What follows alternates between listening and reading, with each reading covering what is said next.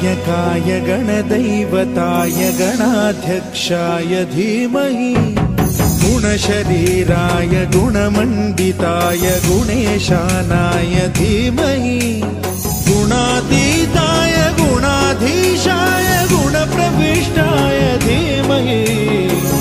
एकदन्ताय वक्रतुण्डाय गौरीतनयाय धीमहि